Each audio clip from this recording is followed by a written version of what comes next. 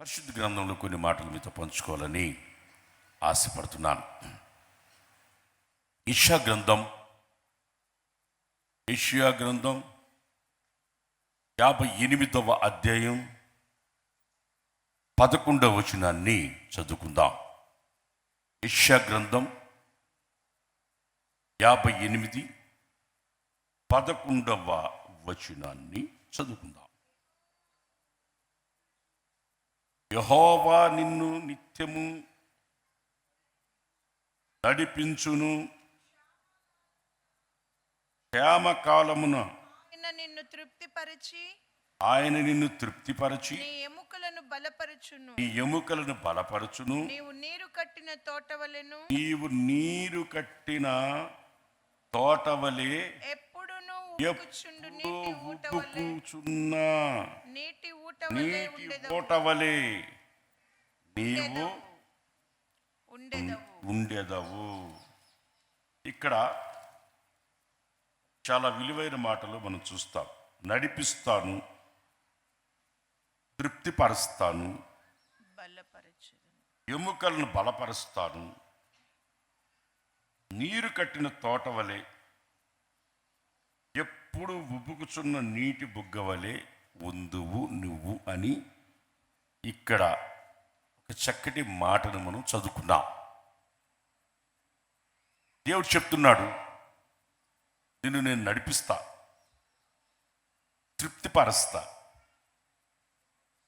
నీవు నీరు కట్టిన తోటలాగా ఉంటావు.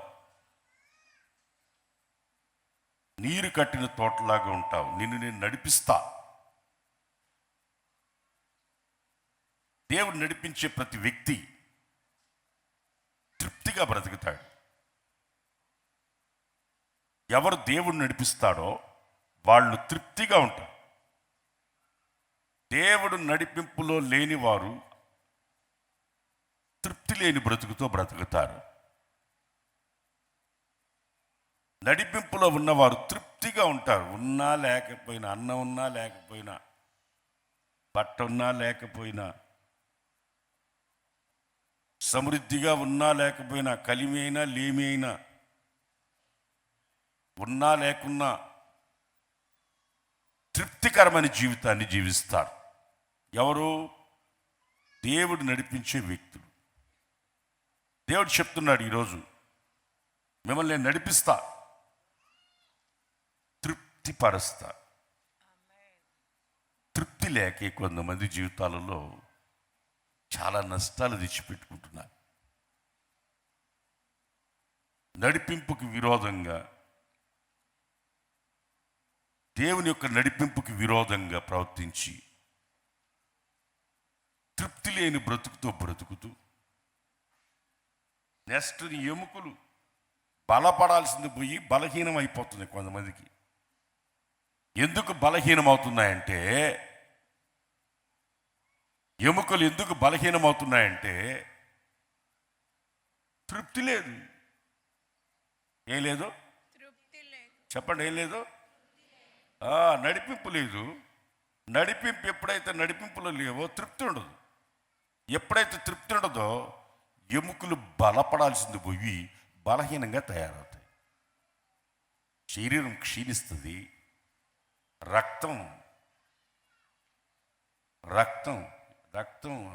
రక్తంలో మార్పు వచ్చింది అంటుంటారే, జీవకణాలు చచ్చినాయి అంటుంటారే, ఎముకలు బలహీనపడ్డాయి అంటుంటారే, లోపల మూలికలతో కూడా కృషించి ఎండిపోతాయి, బలం లేకుండా పోతాయి. ఎప్పుడైతే నడిపింపుకు లోపడతావో నీవు నీరు కట్టిన తోటవలే ఎలా ఉంటావు? నీరు కట్టిన తోటవలే ఉంటావు.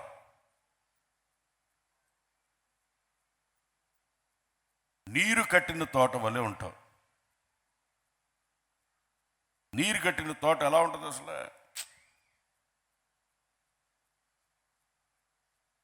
బోరేసాడు ఒకడు, పైప్ పెట్టి, పైప్ ఒక దగ్గర లీక్ అవుతుంది, నీళ్లు కారిపోతాను.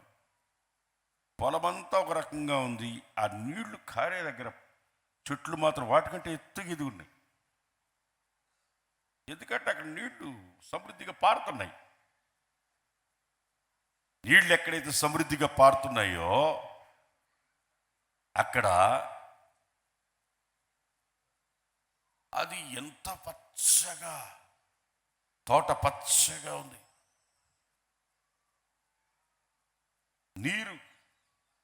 నీరు కట్టిన తోటలాగా నువ్వు ఉంటే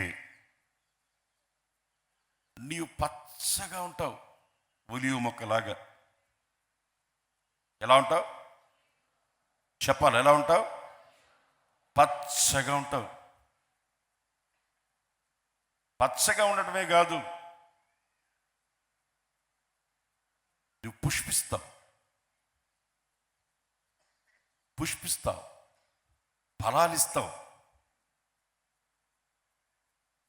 పుష్పించి ఫలాలిచ్చి ఉన్నతమైన స్థితికి నువ్వు ఎదుగుతావు.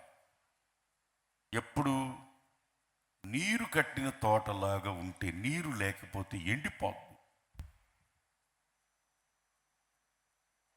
ఇప్పుడు నీళ్ళ ఆధారంతో ఉన్న పొలాలు కొన్ని ఉంటాయి, మెట్టభూములు అంటారు వాటిని. అక్కడ నీరు పారే స్థలం కాదు, వర్షాధారంతో పండుతుంటుంది. వర్షాన్ని చూసుకుని రైతు దున్నుతుంటాడు, వర్షాన్ని చూసుకుని విత్తనాలు వేస్తుంటాడు. విత్తనాలు వేసిన తర్వాత వర్షం కురవలేదనుకో, అది ఎంత మంచి విత్తనమైనా సరే అది మొలవడానికి మొలిసింది కానీ, బ్రతకడానికి బ్రతికింది కానీ కాపు ఇవ్వదు. అది కాపు ఇవ్వదు, పొరపాటున కాపు ఇవ్వదు. కాపు లేని పరిస్థితిలో ఉంటుంది. కొంతమంది జీవితాలు అలాగే ఉన్నాయి. ఇప్పుడు వాళ్ళు నీరు కట్టిన తోటలాగా లేరు. ఎందుకురా అంటే నడిపింపులో లేరు, దేవుని యొక్క నడిపింపులో లేరు. నేనే మార్గం సత్యం జీవమునై ఉన్నానని ఆయన మార్గంలోనికి వచ్చి ఆ మార్గంలో నడవకుండా కొంతమంది వాళ్ళ జీవితంలో తృప్తి లేని బ్రతుకుతూ అక్రమాలు ఎందుకు వస్తుంటాయి తెలుసా? క్రమం లేనిది అక్రమం అంటారు, క్రమం కానిది అక్రమం. అది ఏదైనా కావచ్చు, అది ఏదైనా కావచ్చు. క్రమం లేని దాన్ని అక్రమం అంటారు, క్రమము లేని దాన్ని అక్రమము అంటారు. ఆ అక్రమము ఎందుకు వస్తుందంటే తృప్తి లేకపోతే. కొంతమంది జీవితాల్లో తృప్తి లేక అక్రమాలు, క్రమం లేని పద్ధతులు, అక్రమమైన పద్ధతులు. క్రమం ఉండదు, పొరపాటున ఉండదు.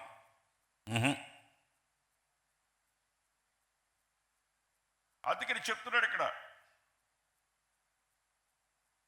ఎప్పుడు ఉబ్బుకుచు నీటి ఓట వలె ఉంటావు. ఉబ్బుకి నీటి ఓట వలె ఈ జీవితం ఉంటుంది అన్నాడు. అదే పరిశుద్ధాత్మని గురించి ఒక మాట ఉంది.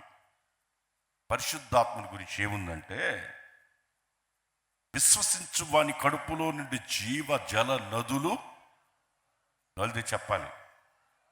విశ్వసించు వాని కడుపులో నుండి జీవ జల నదులు ప్రవహించి పారతాయి.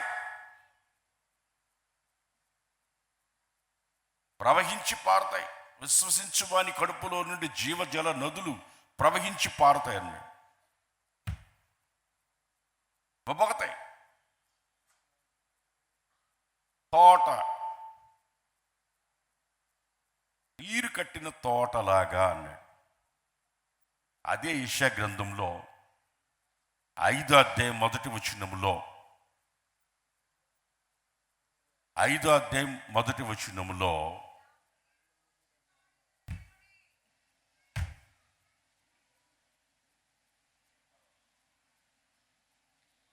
నా ప్రియుని గూర్చి పాడేదను వినుడి. నా ప్రియుని గురించి పాడతాను వినండి. అతని ద్రాక్ష తోటను బట్టి, అతని ద్రాక్ష తోటను బట్టి నాకు ఇష్టుడైన వాని గూర్చి పాడేదను వినుడి. నా ఇష్టుడిని గురించి నేను పాడతాను వినండి. సత్తువు గల భూమి గల కొండ మీద, సత్తువ కలిగిన భూమి. నా ప్రియునికి ఒక ద్రాక్ష తోట ఉండేది. ద్రాక్ష తోట ఒకటి ఉంది. ఆయన దానిని బాగుగా త్రవ్వి రాళ్లను ఏరి అందులో శ్రేష్టమైన ద్రాక్ష చెట్లని నాటాడు.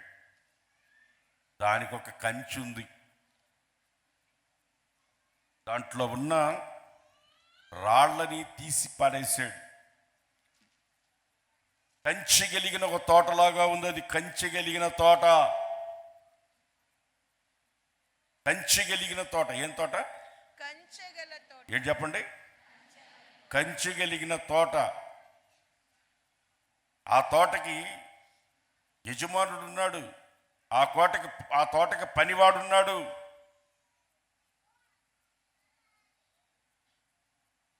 ఆ ప్రియుని తోటలో రాళ్ళన్నీ ఏరి సత్తు కలిగిన భూమి అది. ఏ భూమి? సత్తు కలిగిన భూమి తోటది. మంచి శ్రేష్టమైన ద్రాక్ష తోటని నాటాడు. తోటలో బైబిల్లో మనం గమనించి చూస్తే ప్రియుడికి ఒక తోట ఉంది అని మనం చదువుకున్నాం. మన ప్రియుడు ప్రాణేశ్వరుడు ప్రభువైన యేసుక్రీస్తు. మనము ఆయన తోటలో నాటబడిన ద్రాక్ష చెట్లం. మనం బహుగా ఫలించాలని రాళ్ళన్నీ ఏరి సత్తు కలిగిన భూమిలో మనల్ని నాటాడు. బహుగా ఫలించాలని మనల్ని ఆ తోటలో నాటాడు. బహుగా ఫలించాలని ఆ తోటలో నాటాడు. మనం బహుగా ఫలించాలంట. ఎలా ఫలించాలా? బహుగా ఫలించాలి. బైబిల్లో రకరకాల తోటలు మనకు కనిపిస్తాయి. మొట్టమొదట ఏదేను తోట కనిపిస్తుంది. ఏం తోట? ఏదేను తోటలో జరిగిన సమస్య మనకు తెలుసు. తూర్పు దిక్కున ఆయన పోలికలో ఆయన స్వరూపులు చేసిన ఆదాము ఉన్న ఆ తోటలో పెట్టాడు. పెడితే ఆదాము అవ్వలు వాళ్ళ అవిధేయత ఏంటి? అందరి నోళ్ళు చెప్పాలా? దేని వలన? అవిధేయత, గర్వం. దేవుళ్ళలాగా అయిపోవాలని తగ్గించుకొని దేవుని అడగకుండా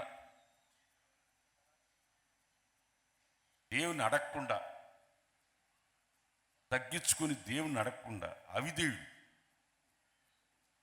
వాళ్ళిద్దరు చేసిన పొరపాటు ఏంటంటే అవిధేయత. ఆ చెట్టు పొలం తినద్దంటే తిన్నారు.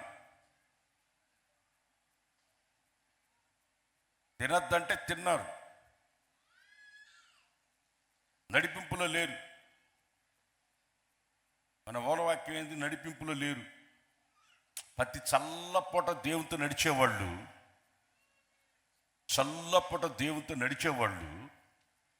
ఆ రోజు దేవుడు పిలిచినప్పుడు రాలా. వాళ్ళు దేవుడు వాళ్ళని పిలిచినప్పుడు రాలా. ఎందుకు రాలేదు? దేవుడు ఆజ్ఞ అతిక్రమించి పాపాన్ని కొని తెచ్చుకొని, పాపం వలన వచ్చి జీతం మరణాన్ని తెచ్చుకొని, ఏదేను తోటలో దేవుని ఎదుటికి రాకుండా కచ్చిటాలు కప్పుకొని దాక్కునే స్థితికి పోయారు.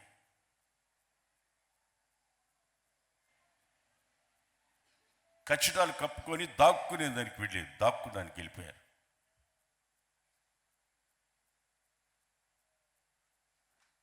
ఏదైనా తోటలో జరిగిన సమస్య ఏంటంటే వాళ్ళు అవిధేయత చూపించారు, మూర్ఖంగా ప్రవర్తించారు, గర్వం. ఈరోజుకి చాలా మందిలో అవిధేయత, మూర్ఖత్వం, గర్వం ఇప్పటికీ చాలా మందిలో అది పనిచేస్తానే ఉంది. ఆమేనంటే అనరు, మీరు అనరు. మీరు ఎందుకు అంటారు? అనరు. పనిచేస్తూ ఉంది. ఇప్పుడు చూడు, ఆమేనమంటే అనలేదు. చూడు ఎంత గర్వము, ఎంత అవిధేయత. చూడు ఆమేనంటే మీలో కాదులే, పనిచేస్తూ ఉందా లేదా? మీలో కాదు, మీ దేహంలో. మీరు వేరు, మీ దేహం వేరు. అది ఏం పని చేస్తూ ఉంది? ఏం పని చేస్తుంది? అవిధేయత, గర్వం. ఏం తోటది? ఏం తోటది?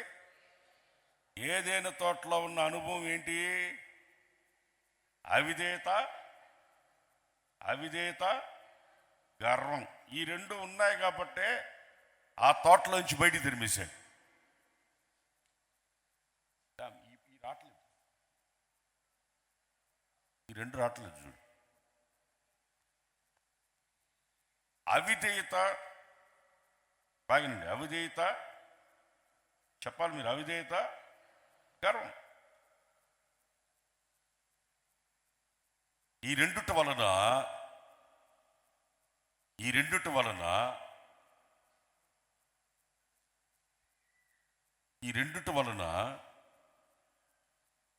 తోటలోంచి బయటికి తిరిమేవాడు.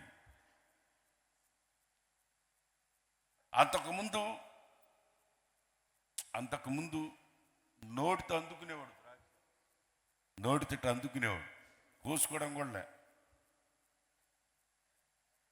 తోట నిండా సమృద్ధి, సమృద్ధి. చెమట కాచుకొని బతుకు బయట అన్నాడు. చెమట కాచుకొని బతుకు బయటికి పోయి అన్నాడు. భూమిని దున్ని చెమట కాచి బ్రతుకుపో అన్నాడు.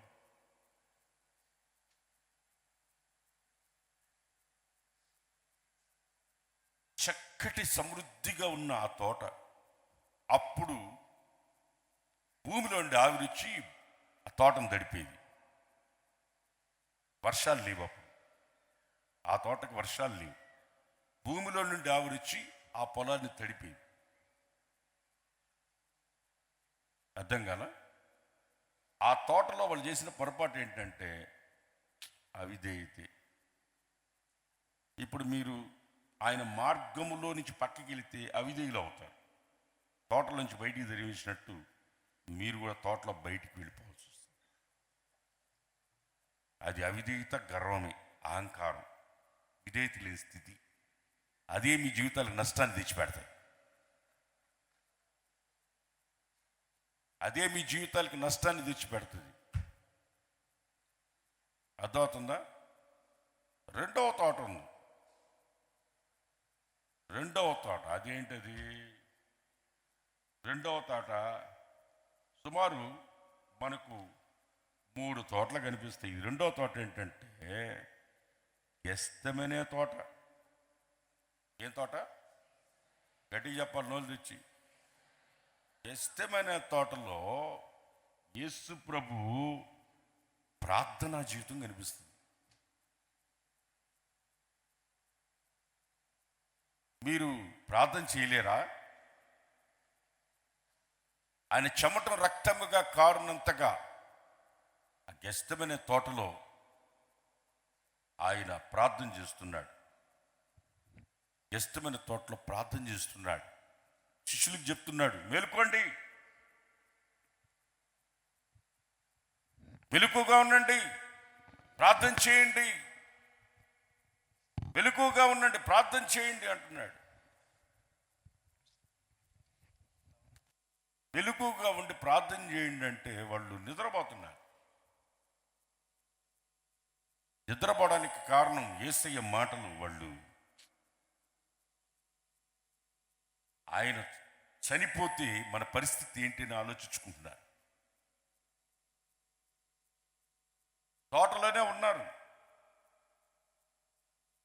ప్రార్థన చేయమని చేయట్లే. ఆ తోటలో అవిధేయత, గర్వం, ఈ తోటలో ప్రార్థన చేసే అనుభవం లేకుండా నిద్రపోతున్నారు. కొంతమంది మందిరానికి ఆదివారం ఎందుకు వస్తారంటే, ప్రసంగం పాటలు పాడేటప్పుడేమో సపట్లు కొడతారు, టపా టపా టపా అని కొడతారు. ప్రసంగం అనగానే అందరూ మేలుకొని ఉన్నారా? నిద్రపోలం తలేలు చెప్పడం హల్లెలూయా, అది ఇప్పుడు నేను చెప్పేది కూడా ఇంట్లో వాళ్ళు. ప్రసంగం స్టార్ట్ అనగానే నిద్రపోతారు.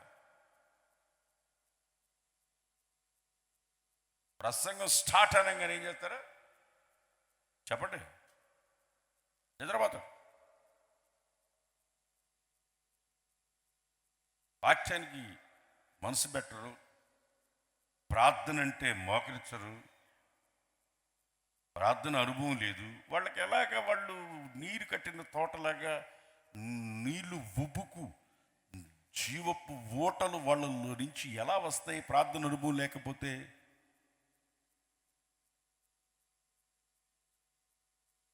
ప్రార్థన అనుభవం లేకపోతే ఎలాగా? మోకరించి ప్రార్థన చేసుకుని అనుభవం లేకపోతే ఎలాగా? యేసుప్రభువు అది పనిగా చెప్తున్నాడు, ఇదిగో ప్రార్థన చేయండి, మోకరించండి, ప్రార్థన చేయండి అంటున్నాడు. ప్రార్థన చేయట్లేదు, నిద్రపోతున్నారు.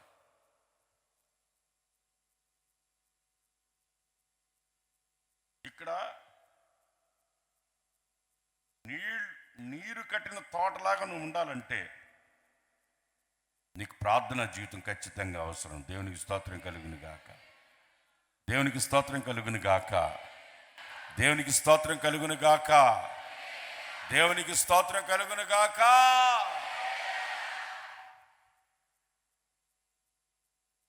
చాలా మంది జీవితాల్లో ప్రార్థన అనుభవం లేదు, ఈ గెస్తమనే తోట అనుభవం లేదు, ఇష్టమైన తోట అనుభవం లేదు, మోకరించి ప్రార్థన చేసుకుందామనే అనుభవం లేదు. యేసుప్రభు శిష్యులే, ఏ లాభం? వారు అంత దూరం వెళ్ళి ప్రార్థన చేసుకుంటే నేను వెళితే వాళ్ళు ప్రార్థన చేసుకోకుండా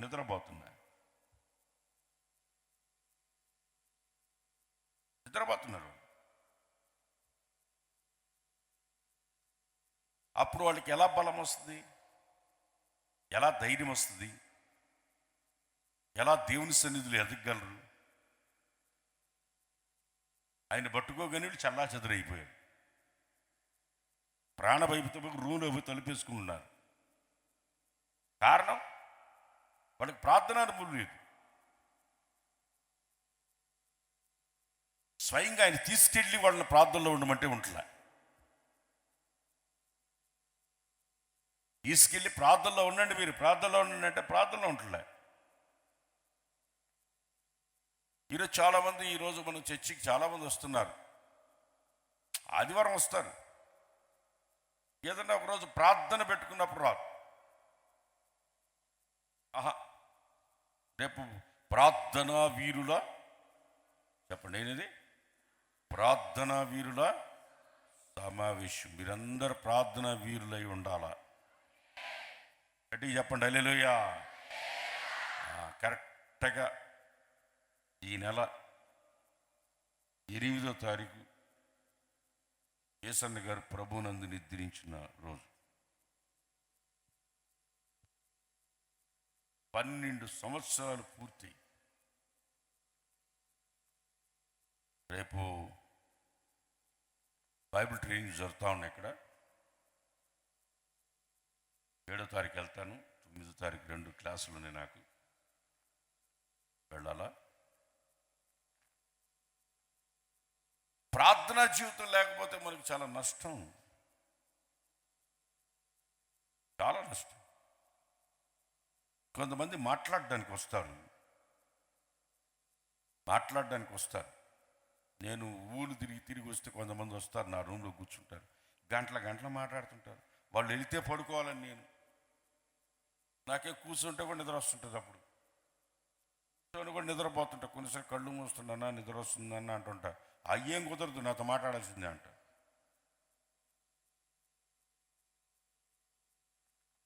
కుదరదని ఒకరోజు ఏం చేశానంటే, అన్నా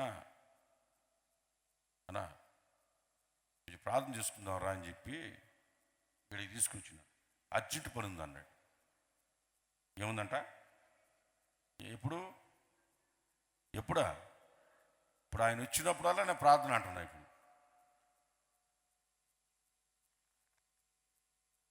వచ్చినప్పుడల్లా ప్రార్థన చేసుకుందాం రా అంటున్నా, వెళ్ళిపోతున్నాడు. అర్థం కాల? సమయాన్ని వేస్ట్ చేస్తుంటారు. ప్రార్థన అంటే అడ్రస్ ఉండరు. ఆదివారం చర్చికి వస్తారు, పాటలు బాగానే వింటారు, వాక్యం వింటారు, వెళ్తారు. ప్రార్థన చేసుకుందామంటే కొంతమంది ఇప్పుడు అక్కడ దాకా ఎందుకు, ఈ ప్రసంగం అంతా అయిపోయిన తర్వాత మోకరించండి ప్రార్థన చేసుకుంటామంటారు. అప్పుడు లేస్తారు కొంతమంది. అర్జెంటుగా కలెక్టర్ ఆఫీస్కి పోయేటట్లు లేస్తారు. కలెక్టర్ ఆఫీస్కి పోతారు, చూసి సంతకం పెట్టడానికి అప్పుడు లేస్తారు. ఒక్కొక్కరు ఉండరు, ప్రార్థనకు ఉండరు. ప్రార్థన చేసుకోవడానికి ఉండరు. వెళ్ళిపోతారు. అలాంటి వాళ్ళు తృప్తి ఎలా ఉంటుంది? ఎముకలకి ఎలా బలం వస్తుంది? నీరు కట్టిన తోటలాగా ఎలా ఉంటారు? పెంచగలిగిన తోటలో ఉన్నారని ఎలాగ నమ్ముతాము? అపోస్తుల బోధ ఎందును, ప్రార్థన చేయటందును ఎడతెగక ఉన్నారా లేదా? రొట్టె విరుచుటేందును, అపోస్తుల బోధ ఎందును, సహవాసమందును, రొట్టె విరుచుటేందును. చెప్పండి, నేను స్టార్ట్ చేస్తే మీరు చెప్పాలా. అపోస్తుల బోధ ఎందును చెప్పండి, వాళ్ళది చెప్పండి. అపోస్తుల బోధ ఎందును, సహవాసమందును, రొట్టె విరుచుటేందును, ప్రార్థన చేయటం ఎడతెగక ఉన్నారండి.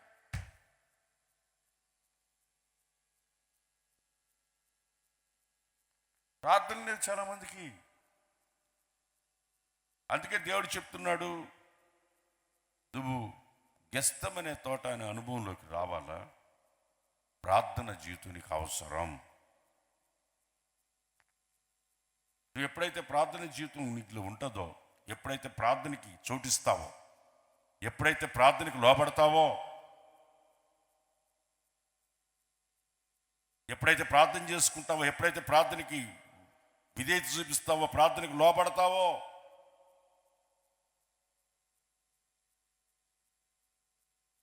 ఎప్పుడైతే ప్రార్థనకు లోబడతావో నీ ఎముకలకి బలం. ఆమేన్, హల్లెలూయా. నీ ఎముకలకి బలం, సత్వ, శక్తి, బలం. ఎప్పుడైతే ప్రార్థనా జీవితం కలిగి ఉంటావో, యేసుప్రభు అందుకే చెప్తున్నాడు, ప్రార్థనకి జీవితం ఉండాలా, గెస్తమనే తోట అనుభవం ఉండాలా.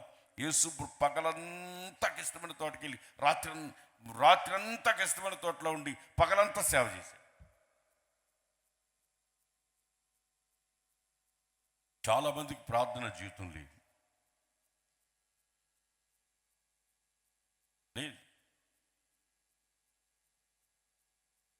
ప్రార్థన జీవితం లేదు. ఉదయాన్నే లేచి ప్రార్థన చేసిన వాళ్ళు మాత్రమే హల్లెలూయా చెప్పండి. అందరు చేసినారా? ఉదయాన్నే లేచినారా? ప్రార్థన చేసినారా? ఉదయాన్నే లేచి ప్రార్థన చేసినారా?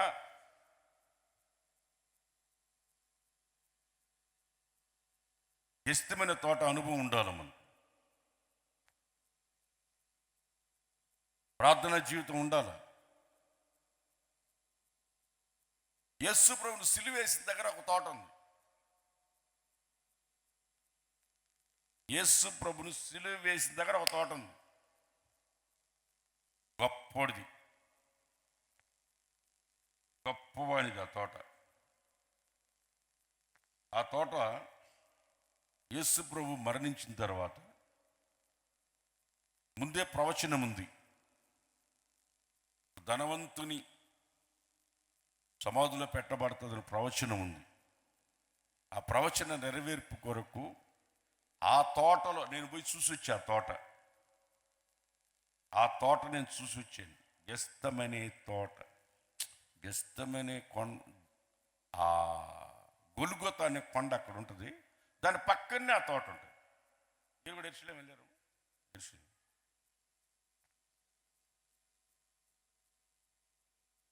ఆ పక్కనే ఉంటుంది తోట. ఆ తోటలో ద్రాక్షల గానుగు ఉండేది కూడా ఉంది.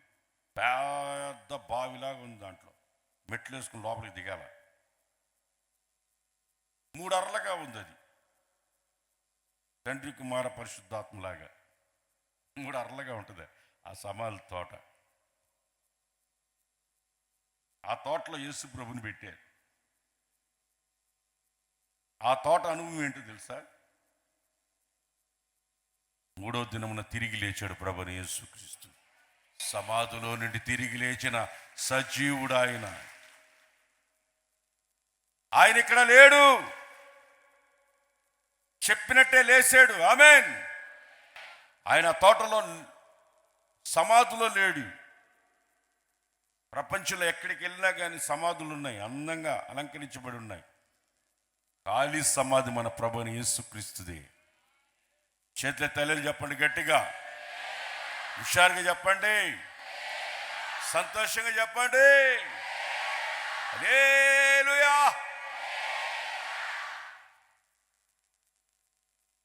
పునరుద్ధానం, ఆయన పునరుద్ధాన శరీరంతో లేచిన తోట ఇది. దీంట్లో మనం నేర్చుకోవాల్సిన అనుభవం ఏంటంటే, అపోస్తలుడైన పౌలు అంటాడు. ఏమని అంటాడంటే, అపోస్తలుడైన పౌలు, ఏ విధం చేతనైనా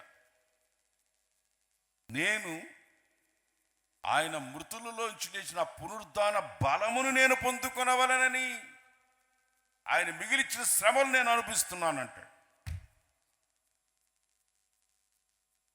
ఆయన మిగిలిచిన శ్రమలు నేను అనుభవిస్తున్నాను, ఆ పునరుద్ధాన బలం నేను పొందుకోవాలంటాడు. ఈ తోటలో ఉన్న అనుభవం ఏంటంటే, మనం పునరుద్ధాన బలాన్ని పొందుకోవాలి. గట్టిగా చెప్పండి ఇక ఆమేన్. ఏం పొందుకోవాలా? ఏం బలం పొందుకోవాలా? పునరుద్ధాన బలం అంటే ఏంటి?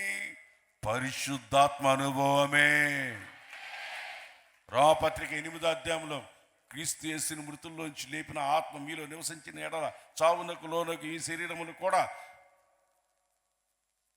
పరిశుద్ధాత్ముడు లేపుతాడను.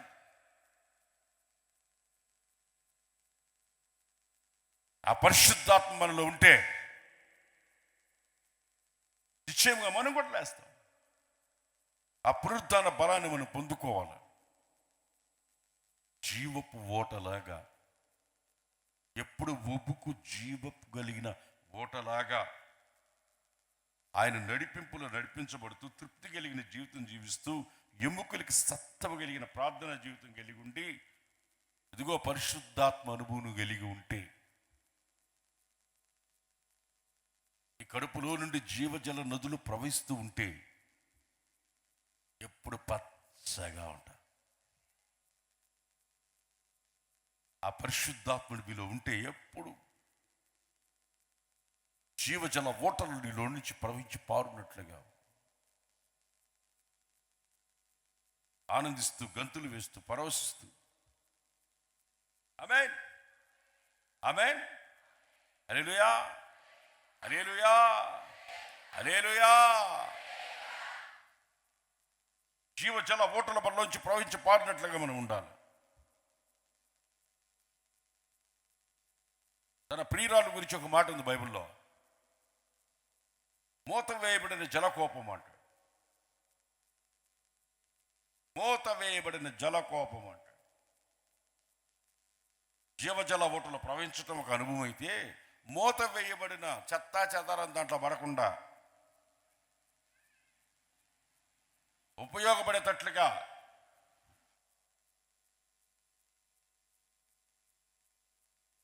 ఆ జీవ మూత వేయబడిన జలకోపంలాగా పొంగి పొల్లిపారు నీళ్లు ఉబుకుతున్నాయి. దాంట్లో మూత లేకపోతే చెత్తాచారం అన్నీ పడతాయి. కొంతమందికి మూత లేదు, ఏమైనా పడుతుంటే దాంట్లో చెత్త చెదారం అన్నీ. తాగడానికి పనికి రాకుండా చెత్త చెదారం మొత్తం పడుతుంటాయి దాంట్లో. అర్థమవుతుందా? ప్రియునికి ఉపయోగపడకుండా ఎక్కడెక్కడ చెత్త చెదారం అంతా తీసుకొచ్చి నీ గుండెల్లో కుమ్మరించుకోకుండా. అర్థమైందా? ఒక రాజ్యానికి కోట ఎలాగో, రాజ్యానికి కోట అంటే శత్రువు లోపలికి రాడు. నీ మనసు అదుపులో పెట్టుకుంటే పనికి మాలన్నీ లోపలికి రావు. నువ్వు ఉబ్బుకుచున్న ఓటలాగా ఉంటే, దానికి మోతుంటే పనికి మాలన్నీ దాంట్లో పడవు. పరిశుభ్రతను కాపాడుకోవాలి, పరిశుద్ధతను కాపాడుకోవాలి.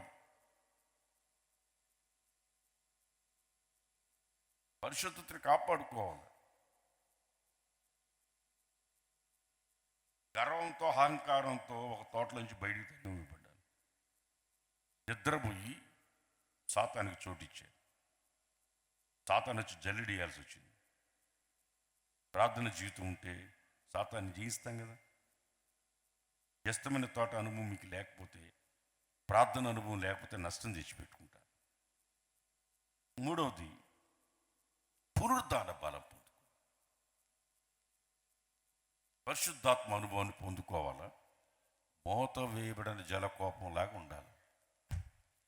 అదుపు ఉండాల, క్రమం ఉండాల, మార్గములో ఉండాల, తృప్తి కలిగి ఉండాల.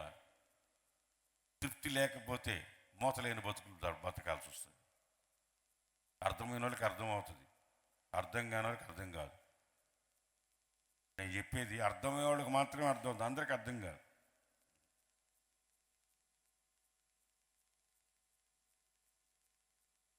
మూత వేయబడిన అనుభవం ఉండాలా, పునరుద్ధాన బలం పొంది ఉండాలా. బైబిల్లో ఇన్ని తోటలు ఉన్నాయి. ఒక మాట చెప్పి ముగిస్తాను, ఒకే ఒక మాట చెప్పి ముగిచ్చేస్తాను.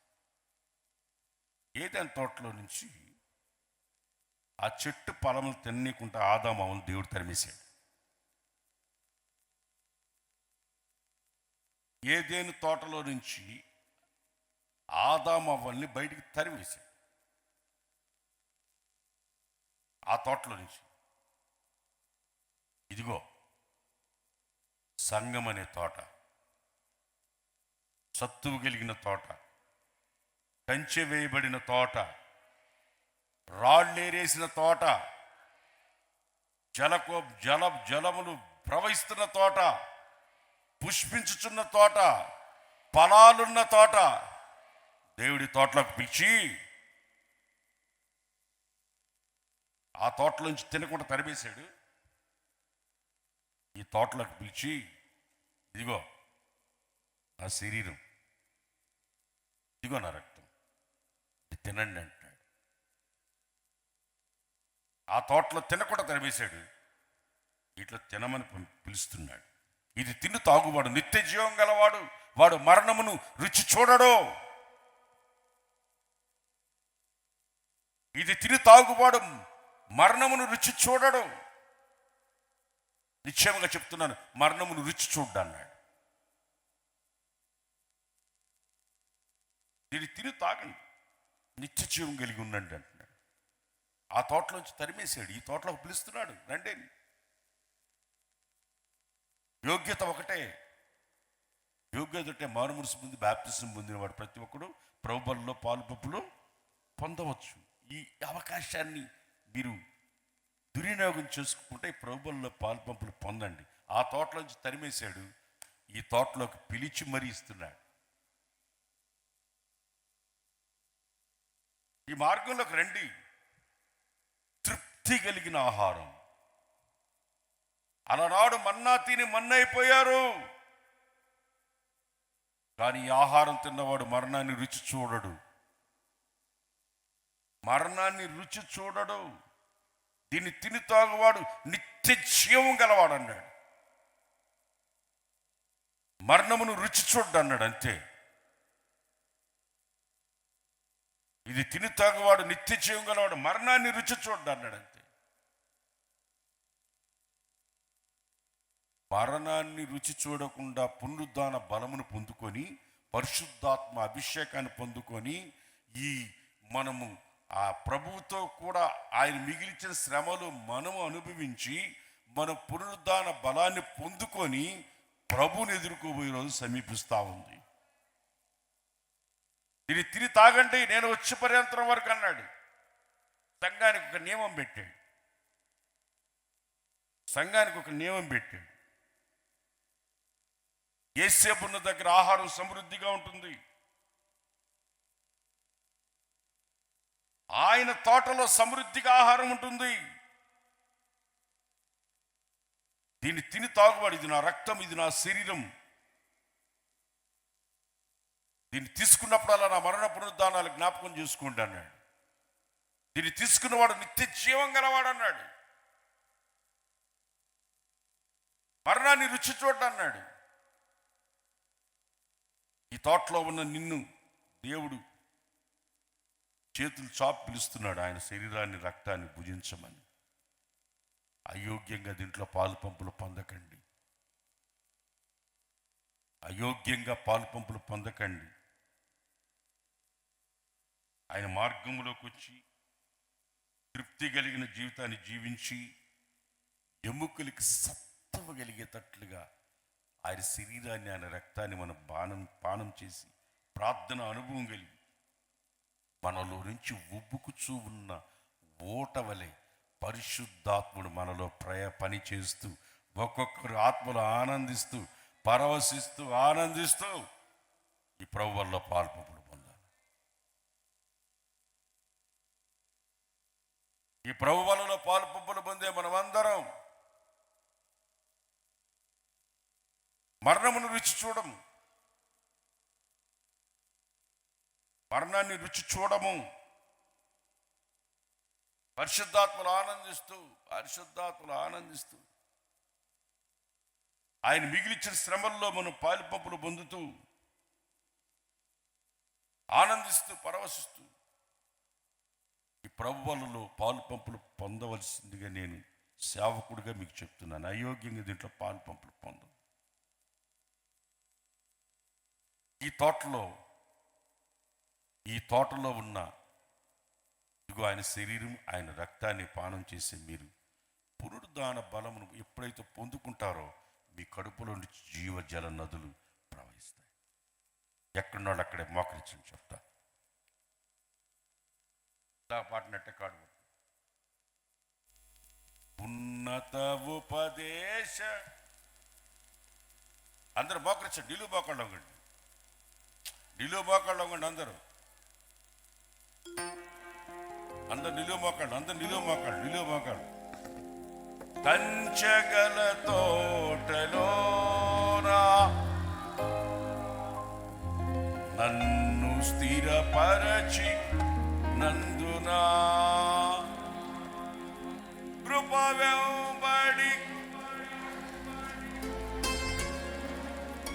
కృపలో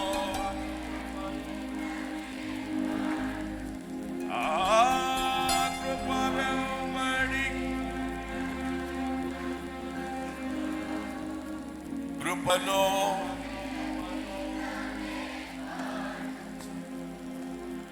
కృపలో యేసయ్యా మేనోళ్ళ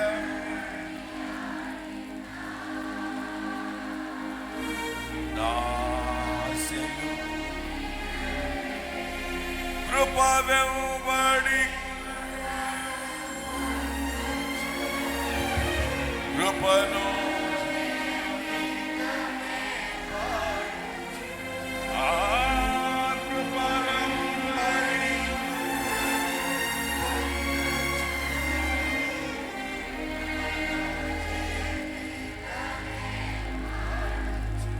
కృపవెంబడి కృపను పొందుచు.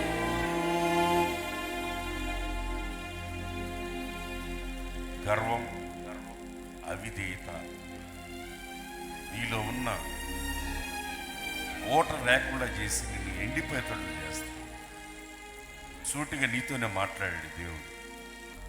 ప్రార్థన అనుభవం లేకపోతే నీ జీవితంలో ఎండిపోతావు. పునరుత్థాన బలమును పొందుకుంటే నీ కడుపులో నుండి జీవజల నదులు ప్రవహిస్తాయి. పునరుత్థాన బలం, అదిగో పునరుత్థాన బలాన్ని పొందుకోండి. పునరుత్థాన బలం.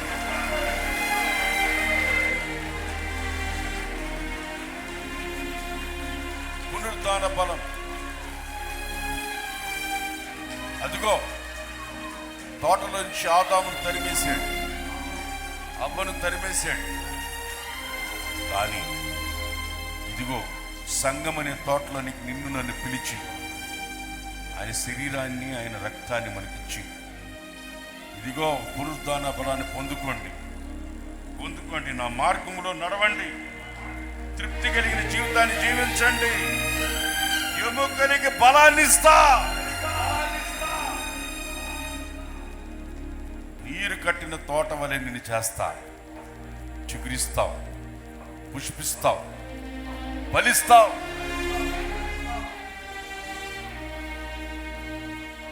ఉన్నతమైన స్థితిలో దేవుడు నిన్ను నిలబోతున్నాడు. రెండు చేతులు పైకెత్తి, ప్రభువా నీ తోటలో నన్ను స్థిరపరిచావు, నీ తోటలోనికి నన్ను పిలిచావు, నీ తోటలోనికి నీ తోటలో నన్ను చేర్చావు. నీ దేవుని తోటలోనికి నన్ను చేర్చావు. ప్రభువా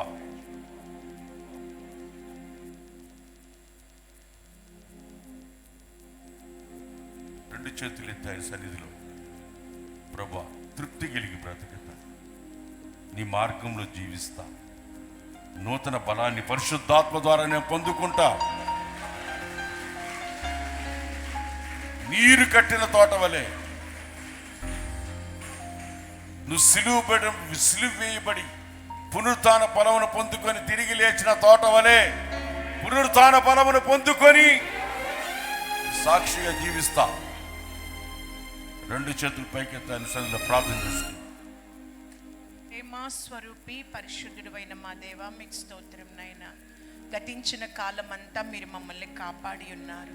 2024వ సంవత్సరం 7 నెలలు ఎంతో వేగంగా మమ్మల్ని దాటి వెళ్ళిపోయాయి. ఈ 8వ నెలలో ఈ మొదటి పునరుద్ధాన దినమందు మేమంతా బ్రతికి ఉన్నామయ్యా, మేమంతా సజీవులమై ఉన్నామయ్యా. మిమ్మల్ని ఆరాధన చేసుకోవడానికి, మిమ్మల్ని స్తుతించడానికి ఈ పరిశుద్ధ దినం మీ సన్నిధికి వచ్చి ఉన్నాం. ఈ రోజున సర్వలోకము కూడా మిమ్మల్ని స్తుతించి ఆరాధన చేయుచున్నది. మా ఆరాధన కూడా మీరు అంగీకరించారు. మా మధ్యలోనికి ఆత్మస్వరూపిగా దిగి వచ్చారు. ప్రభువగు మా దేవ, ప్రభువా మీ సేవకులను మరుగుపరిచి మీరు మాతో మాట్లాడిన వాక్కుల కొరకై స్తోత్రం నాయన. యెహోవా నిన్ను నిత్యము నడిపించును, క్షామకాలమందు ఆయన నిన్ను తృప్తిపరిచి నీ ఎముకలను బలపరచును. నీవు నీరు కట్టిన తోట వలెను ఎప్పుడూ ఉపుకుచుండు నీటి ఊట వలె ఉండెదవు అని మరొకసారి ఈ మాట మా బ్రతుకులో నెరవేరాలని మీరు కోరుకొని మీ మాట మీరు మాకు ఇచ్చినందుకు కొరకై స్తోత్రం నాయన. మేము నీరు కట్టిన తోటలాగా ఎప్పుడు పచ్చని అనుభవాలలో, ఆశీర్వదించబడిన అనుభవాలలో, నీటి ఊటలు ఉబికే అనుభవాలలో మేము ఉండాలి ప్రభువా.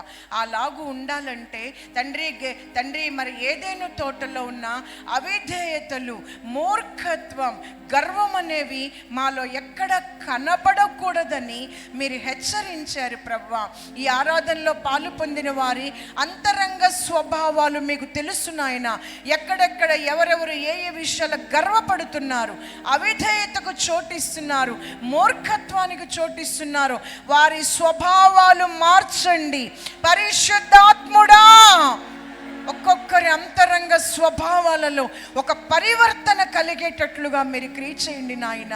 యేసయ్య, మేము ఎప్పుడు కూడా నీరు కట్టిన తోట వల్లే వాడిపోని ఒక అనుభవాల్లో ఉండాలంటే నాయన గెత్సెమనే తోటలో ఉండే నిద్రపోయే అనుభవం మాలో ఉండకూడదు తండ్రి. ప్రార్థన జీవితం కట్టబడాలి తండ్రి. మీకు స్తోత్రం. మేము సహవాసమందును రొట్టె విరుచుట యందును ప్రార్థన యందు ఎడతెగక ఉండవలసిన వారం తండ్రి. అందుకే ఈ నెల 15వ తారీఖున ప్రార్థనా వీరుల సమావేశానికి మేమంతా సిద్ధపడుతున్నాం యేసయ్య. మేము మీ దృష్టిలో ప్రార్థనా వీరులముగా కనబడుతున్నాము గనుక అలాగున మమ్మల్ని సిద్ధపరచండి. ఎవరిలో నిద్ర ఆత్మ క్రియ చేయకూడదు తండ్రి. ప్రభా, ఈ మాటలు ఎవరెవరి వినికిడిలో ఉన్నాయో వారందరూ ప్రార్థనా వీరులుగా మార్చబడుదురుగాక. అవునేసయ్యా, ఆ తోటలో పునరుద్ధానపు శక్తి ఉంది నాయన. మరణాధికారిని గెలిచిన దేవుడు యేసయ్యా. మేము కూడా పునరుద్ధానం యొక్క శక్తి పొందుకోవాలి గనుక పరిశుద్ధాత్మ అభిషేకం మాకు కావాలి తండ్రి. మెండైన అభిషేకం మాకు కావాలి తండ్రి. ఈ ఆత్మ చేత నింపండి నాయన. అనేక సంవత్సరాలుగా వస్తున్న మందిరానికి వస్తున్నారు కానీ చాలా మంది అభిషేకం పొందుకోలేకపోతున్నారు. ఈ నెలలో గొప్ప అభిషేకాన్ని కుమ్మరించబోతున్నందుకొరకై స్తోత్రం. పరిశుద్ధాత్మ శక్తి చేత మేమంతా నింపబడి పునరుద్ధానం యొక్క బలాన్ని పొందుకోవడానికి మమ్మల్ని సిద్ధపరచుచున్నందుకు స్తోత్రం. అవునేసయ్యా, ప్రియునికి ఒక ద్రాక్ష తోట ఉండెను. అది సత్తు కలిగిన అనుభవాలు కలిగినది, అది కంచె కలిగిన అనుభవాలు కలిగింది. ఈ హోసన్నా మినిస్ట్రీస్ అనే ఈ తోటలోనికి మమ్మల్ని తీసుకుని వచ్చారు నాయనా. ఈ తోటలో మీరు పవిత్రమైన రక్త మాంసాల్లో పాలు పొందడానికి నాయన మీ రక్త మాంసాలు మాకు ఇచ్చారు ప్రభువా. ఈ రక్త మాంసాల్లో పాలు పొందడానికి వచ్చిన ప్రతి బిడ్డ కూడా యేసు రక్తము ద్వారా శుద్ధీకరింపబడును గాక. రక్త మాంసాలలో పాలు పొందుతూ ఉన్నప్పుడే శరీరములో అద్భుతమైన స్వస్థత, ఆత్మలో గొప్ప బలం కలుగునట్లుగా రక్త మాంసాల ఒక్కొక్కరిలో క్రియ జరిగించండి ప్రభా. మీ మాటలన్నీ మేమెంతో శ్రద్ధగా విన్నాం. తృప్తి కలిగిన ఒక అనుభవాల్లో మీరు మమ్మల్ని నడిపించండి నాయన. నీరు కట్టిన తోట వల్లే ఎప్పుడూ ఉబుకుచుండే అనుభవాలలో మేము నడిపించబడాలని మా చేతులెత్తి మేము మొరపెట్టుకుంటున్నాం తండ్రి. మీకు స్తోత్రం. ఈ మాటలన్నీ ఒక్కొక్కరి వినికిల్లో స్థిరపరచండి. పవిత్రమైన రక్త మాంసాల కార్యక్రమాన్ని ఆశీర్వాదకరంగా జరిగించండి. అన్నకి మరింత కృప దయచేయండి ప్రభా. అన్నని మీరు బలపరచండి ప్రభా. అన్న మార్గాలలో వర్ధిల్ల చేయండి. మీరు వచ్చేంత వరకు మీ దాసుని ద్వారా మీరు మహిమ తెచ్చుకోనండి ప్రభా. ఈ పునరుద్ధాన ఆరాధన ఆద్యంతం ఆశీర్వాదకరంగా జరిగించినందుకు కొరకు స్తోత్రం. మీ రహస్య రాకడ కొరకు మమ్మల్ని అందరినీ సిద్ధపరచమని యేసుక్రీస్తు నామములో అడిగి వేడుకొంచున్నాం తండ్రి. ఆమేన్. చేతులెత్తి స్తోత్రం చెప్దామా? మన పునరుద్ధాండైన ప్రభువు యేసుక్రీస్తు కృప, తండ్రి దేవుని ప్రేమ, పరిశుద్ధాత్ముని సహవాసము సన్నిధి మనకును సర్వలోకములోని పరిశుద్ధులకి సదాకాలమైన కృపతోడే నడిపించును గాక. ఆమేన్.